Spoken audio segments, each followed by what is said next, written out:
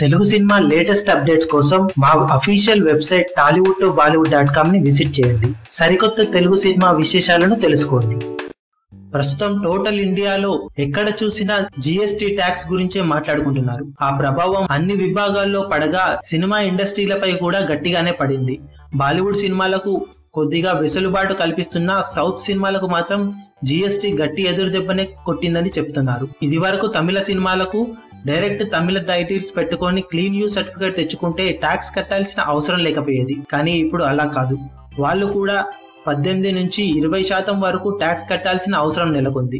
ఇక టాలీవుడ్ లో కూడా ఇది వరకు 15% ట్యాక్స్ కట్టాల్సి ఉండగా ఇప్పుడు 18% నుంచి 28% వరకు ట్యాక్స్ కట్టాల్సిన అవసరం నెలకొంది. ఈ ప్రభావం టాలీవుడ్ హీరోలకు కూడా పడే అవకాశం ఉండటంతో మన హీరోలు ట్యాక్స్ భారీగా పే చేయాల్సి ఉంటుందని ఇండస్ట్రీలో చెప్పుకుంటున్నారు. అందులో భాగంగా అల్లు అర్జున్ నిర్మాతల దగ్గర నుంచి భారీగా రెమ్యునేషన్ తీసుకొని ట్యాక్స్ రూపంలో చెల్లించడం ఎందుకు అనుకున్నాడేమో తన అప్కమింగ్ మూవీకి కేవలం సగం రెమ్యునేషన్ మాత్రమే తీసుకోబోతున్నట్లు సమాచారం.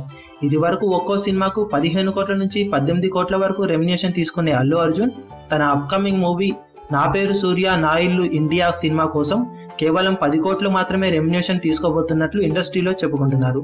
దాంతో ట్యాక్స్ రూపంలో తక్కువ మొత్తం గవర్నమెంట్ కి వెళ్తుండటంతో నిర్మాతలు కూడా సేఫ్ అవుతారని సమాచారం. త్వరలోనే ఇతర హీరోలు కూడా ఇదే రూల్ ని పాటించడం ఖాయమని విశ్లేషకులు అభిప్రాయం.